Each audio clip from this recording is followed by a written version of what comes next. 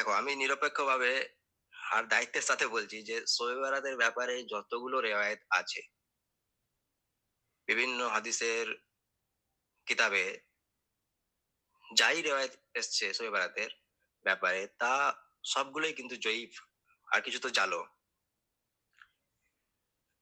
একটাও তুমি হাদিস দেখাতে পারবে না যেটাকে উসুলে মুহাদ্দিসিনে তুমি সহি সাবিত করতে পারবে।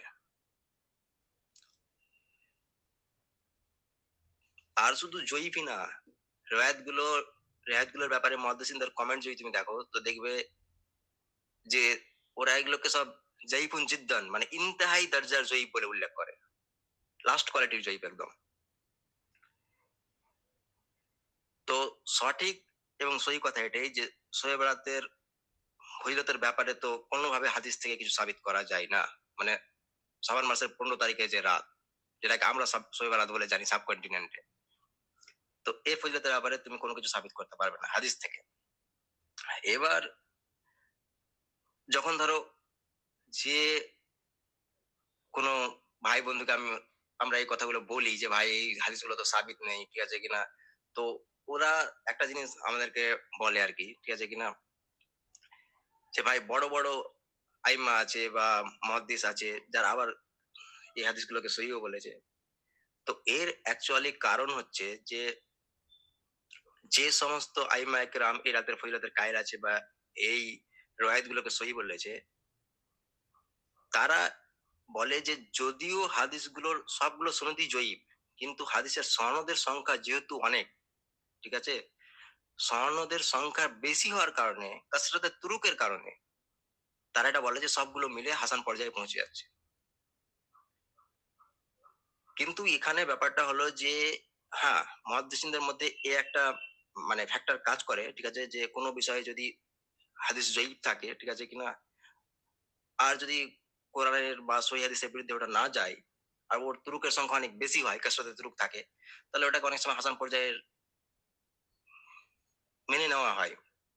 কিন্তু এই ক্ষেত্রে ওটা মানে ওই রুলস অ্যাপ্লাই করাটা কোনোভাবে ঠিক হবে না। ওই রুলস রেগুলেশন এখানে লাগানো ঠিক হবে না। এর কারণ হচ্ছে যে এই যে রেওয়ায়েত গুলো আছে শবে বরাতের ব্যাপারে, মানে শাবান মাসের 15তম রজনী, ওটাকে আমি শবে বরাত বলছি বারবার, ঠিক আছে কিনা, তোমরা সবাই বুঝে নিও। তো শবে বরাতের ব্যাপারে যে রেওয়ায়েত গুলো আছে, এই রেওয়ায়েত গুলোর শুধু সনদের উপরে মুহাদ্দিসিনদের কালাম নাই, ঠিক আছে না, এই রেওয়ায়েত গুলোর যে মাতান রয়েছে, সনদ বলা হয় ওই চেইনটাকে, যেটা দ্বারা একজন মুহাদ্দিস নিজে থেকে নিয়ে রাসূলুল্লাহ সাল্লাল্লাহু আলাইহি সাল্লাম পর্যন্ত পৌঁছাচ্ছে, যে কার কার দ্বারা সে শুনেছে। আর মাতান বলা হয় ওই টেক্সটটাকে, যেটা বলা হচ্ছে যে হাদিসে যে রাসূলুল্লাহ সাল্লাল্লাহু আলাইহি ওয়াসাল্লাম এটা করেছেন বা রাসূলুল্লাহ সাল্লাল্লাহু আলাইহি ওয়াসাল্লামকে করতে দেখা গেছে, ঠিক আছে কিনা, ওটাকে বলা হয় মাতান। তো এর যে সনদ, এই সনদ গুলোর উপরে শুধু যে মুহাদ্দিসিনরা অভিযোগ করছে এটা না, ঠিক আছে, বড় বড় মুহাদ্দিস আছে যারা এর মাতানের উপরে অবজেকশন তুলেছে। তারা বলেছে যে এর যে মাতান এটাও মানে গাড়া গেছে, ঠিক আছে কিনা, এটাও জালি বানানো হয়েছে।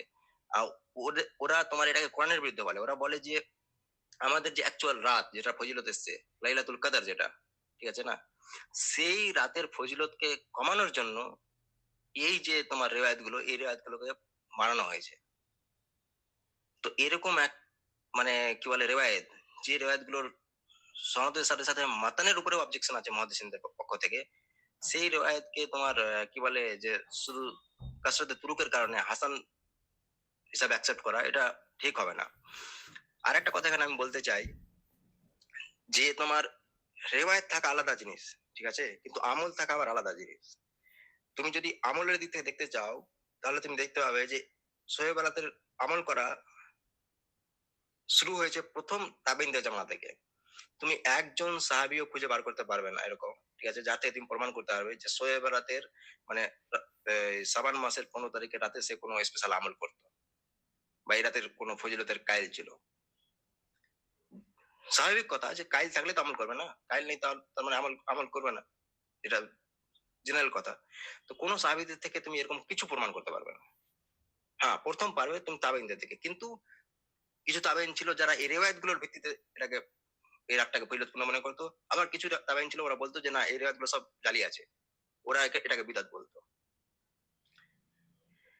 তো এখন সঠিক আর সহি কথা এটাই, ঠিক আছে কিনা, যে তোমার এই রেওয়ায়েত গুলোকে কোনোভাবে অ্যাকসেপ্ট করা যাবে না। হ্যাঁ, কিন্তু এখানে একটা কথা আমি বলতে চাই যে যারা এই রেওয়ায়েত গুলোর ভিত্তিতে এই দিনের ফজিলতের এই রাতের ফজিলতের কায়েল আছে, ঠিক আছে? বা এই রাতকে মানাচ্ছে, কোনো ইবাদত করে হোক, দোয়া করে হোক, ওদেরকে বোঝানো উচিত, ঠিক আছে? ওদের উপরে ফাতোয়াবাজি করা উচিত না। ওরাও আমাদের মুসলিম ভাই, ওদেরকে দাওয়াত দিয়ে বুঝিয়ে, উসুলে হাদিস বুঝিয়ে, ঠিক আছে কিনা? সঠিক দিশা দেখানো উচিত। আর ফাতোয়াবাজি তো করে তুমি কি করবা? আর যদি ফাতোয়াবাজি করতেই হয়, ঠিক আছে? আজকে তুমি এদেরকে বিদাতি বলছো। তো আজকে যদি তুমি এদেরকে বিদাতি বলো যারা করছে শবে বরাত পালন, তো তুমি তাদেরকেও বিদাতি বলো যারা অতীতে করেছে। আর যারা এই হাদিসগুলোকে সহি বলেছে। এখন এই হাদিসগুলোকে কারা সহি বলেছে? শেখ নাসিরুদ্দিন আলবানী সহি বলেছে। শেখ সোয়েব আর্নদ সহি বলেছে। শেখ আহমদ সাকির সহি বলেছে। ইমাম হাসমি মাজমাউ জাওয়ায়েদে তোমার ইমাম তাবরানি থেকে এই রায়তগুলোকে নিয়ে আসছে। আর নিয়ে এসে ও কমেন্ট করেছে যে এই সনদের রাবিগুলো সব সহি আছে। মানে ও হাদিসকে অ্যাকসেপ্ট করছে।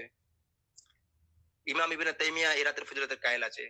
ইমাম ইবনে কাইয়্যিম এই রাতের ফজিলতের কায়েল আছে। তো তুমি ফের যদি আজকের লোককে তুমি বিদাতি বলো, তাহলে ফের এই সমস্ত আইম্মা আর এই সমস্ত শাইখদের উপরেও ফতোয়া লাগাও বিদাতি হওয়ার। তো ওই জন্য ফাতোয়াবাজি না করে মানুষকে সঠিক জিনিসটা জানানো উচিত।